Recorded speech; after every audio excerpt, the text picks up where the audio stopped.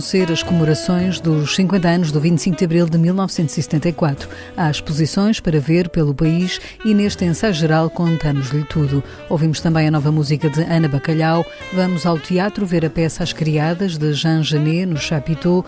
Guilherme de Oliveira Martins traz o livro de Rui Cardoso sobre as invasões francesas, mas para já vamos ao cinema. O ator Albano Jerónimo protagoniza O Pior Homem de Londres, um novo filme de Rodrigo Araias. Fique com o ensaio geral nos próximos minutos.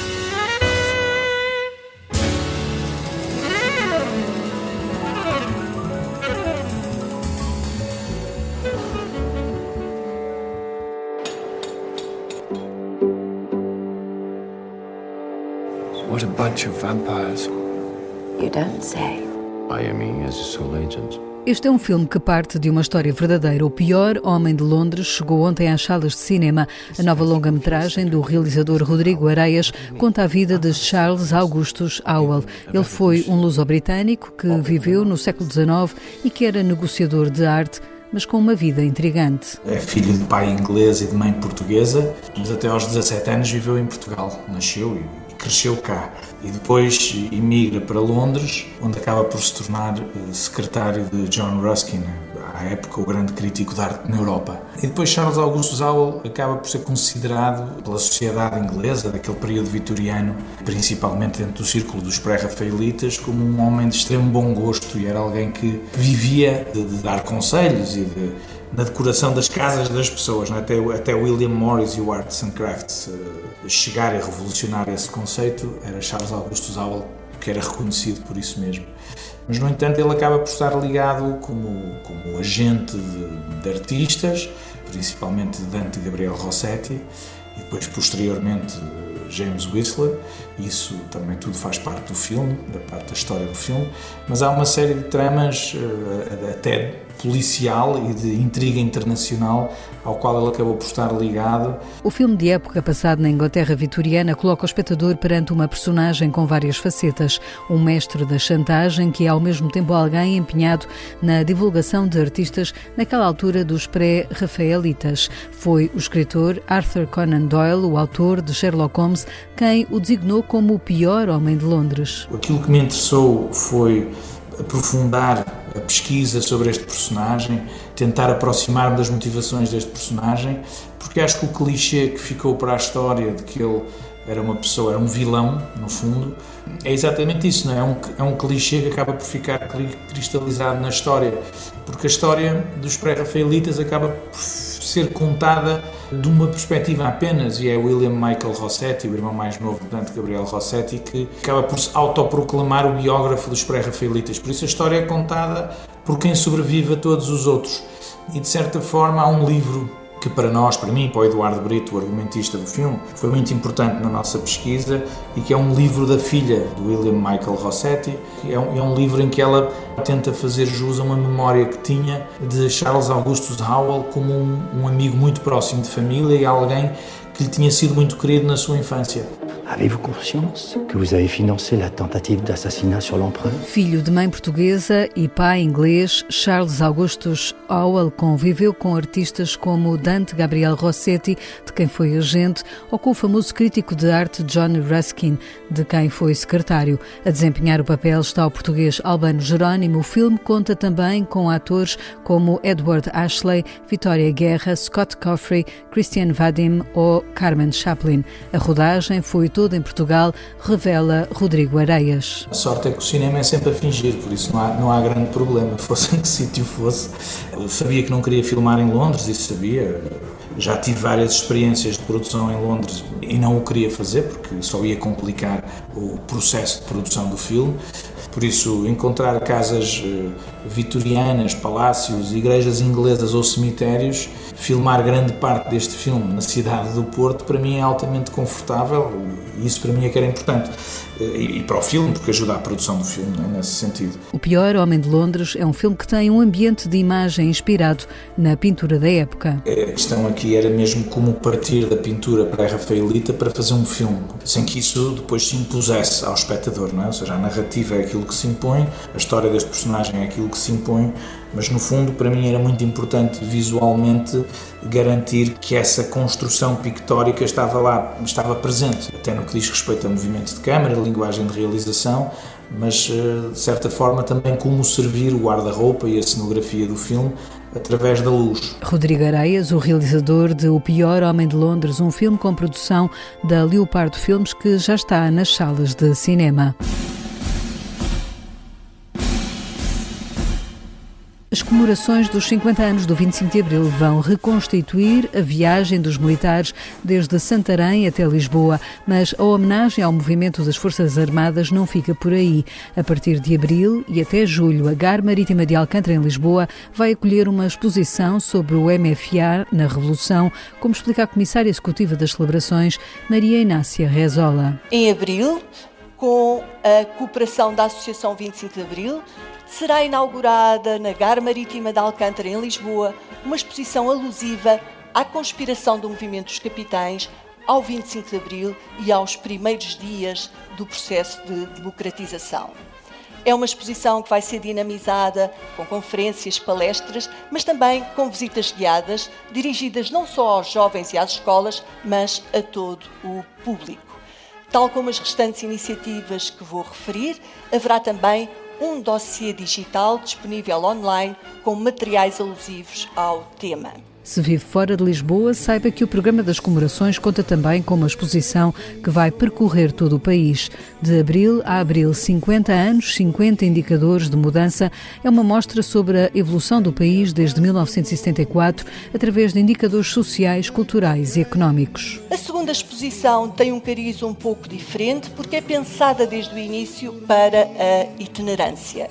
Estamos a falar de uma exposição que vai gravitar em torno de 50 indicadores de mudanças, ou seja, percebermos em diferentes dimensões da cultura, da saúde, da economia, mesmo de hábitos e questões do cotidiano, o que é que mudou no Portugal desde 1974 até aos dias de hoje. O programa das comemorações tende-se a Cabo Verde, onde haverá uma exposição no antigo campo do Tarrafal. Por cá, além das exposições, há bolsas literárias e um reforço de apoios financeiros para o teatro e cinema. Ao ensaio geral, Maria Inácia Rezola explica que a aposta na cultura tem uma intenção pedagógica. Sempre a preocupação pedagógica, não só para, em termos de história, mas também nas outras dimensões educativas. Estamos claramente num momento de transmissão de testemunho.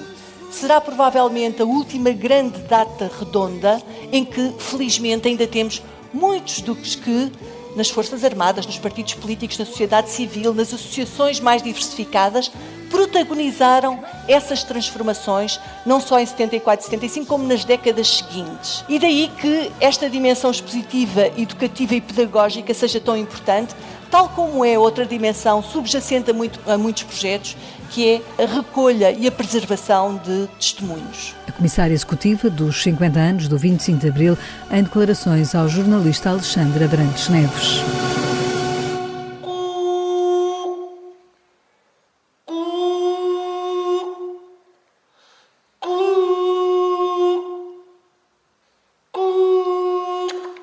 Bem-vindo ao CFT, Centro de Formação e Trabalho. Se pretende uma coisinha, prima, 1.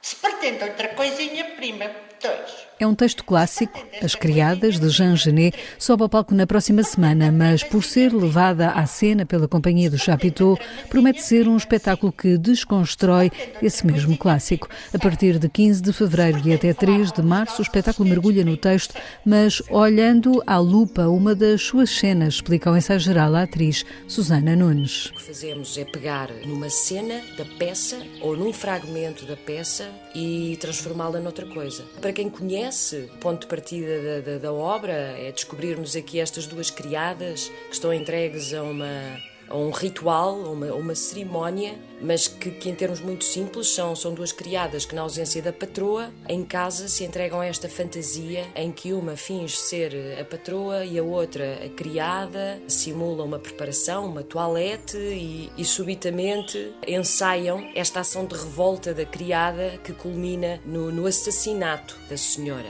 para se libertarem da sua condição, isto com todas as leituras de luta de classe, etc., mais o assassinato real em que o Jean Genet se inspirou para escrever esta peça.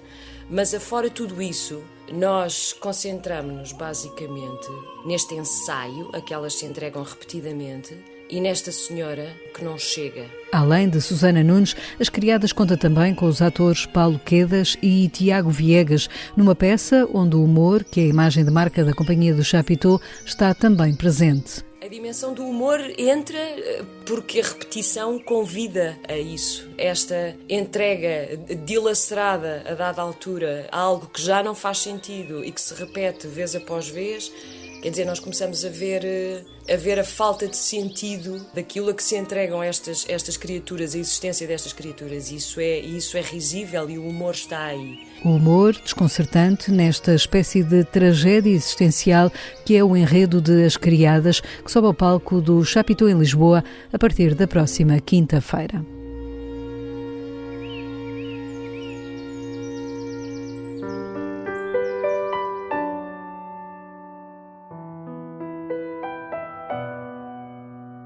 No Ensaio Geral, abrimos agora o novo livro de Rui Cardoso sobre as invasões francesas que Guilherme de Oliveira Martins, o nosso colaborador do Centro Nacional de Cultura, já leu. Mapa Cor de Sangue, de Rui Cardoso, da Oficina do Livro, traz-nos as lutas, as revoltas e as tragédias em Portugal no tempo das invasões napoleónicas. Os levantamentos patrióticos que têm lugar a partir de 1808 têm diversas componentes. Há um paradoxo nesse combate. Por um lado é a ordem velha que é objeto da determinação dos povos. Por outro, é a vontade de não perder a independência perante a ameaça estrangeira que prevalece. Os franceses trazem a promessa da liberdade, da igualdade e da fraternidade, mas são invasores. Os sentimentos dividem-se num tempo que é de transição. Em Foscoa são atacadas casas de famílias abastadas. Os habitantes de Vila Viçosa, Rio Maior, Alpedrinha e Régua são severamente sacrificados pelos soldados de Napoleão, mas nada se compara aos massacres de Leiria ou de Beja. A chegada dos ingleses muda o curso dos acontecimentos. A guerra é impiedosa. Na segunda invasão, o Porto conhece uma luta casa a casa e há o tremendo desastre da Ponte das Barcas, no qual perdem a vida milhares de pessoas. Os episódios multiplicam-se. O exército francês tem os vencimentos atrasados e os equipamentos degradados, ao contrário das tropas inglesas, bem equipadas e com abastecimentos fornecidos a tempo e horas. Perante a resistência de Amarante, os ocupantes incendeiam a cidade. Em agosto de 1810, o rio Coa tinge-se de sangue nos prolegómenos do cerco de Almeida, em que morrem centenas de heroicos combatentes portugueses. Mas no Bussaco, o Estado-Maior britânico elogia a valentia e o método das nossas tropas. É verdade que em 1820 a Revolução Liberal faz-se também contra o excesso da intervenção inglesa, mas a semente do constitucionalismo ficou desse tempo em que Napoleão começou em Portugal a perder a tentativa de criar um império europeu. O mapa Cor de Sangue desenha o curso dos acontecimentos do nosso século XIX. É a vontade de liberdade que se vai impor.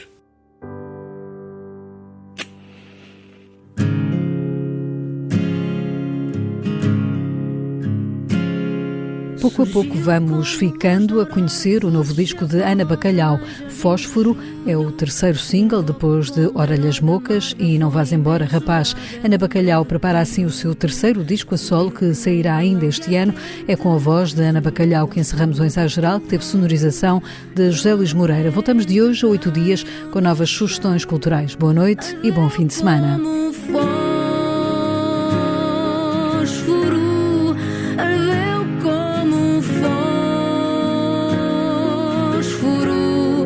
Brilhou ofuscante, arrebatador.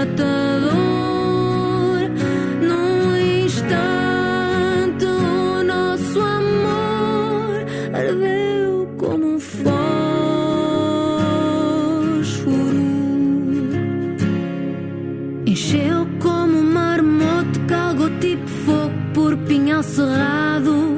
Bateu como aleluia pelo Jeff Buckley em 94. Correu estilo montanha-russa ou carro de Fórmula 1. Remorsos não deixam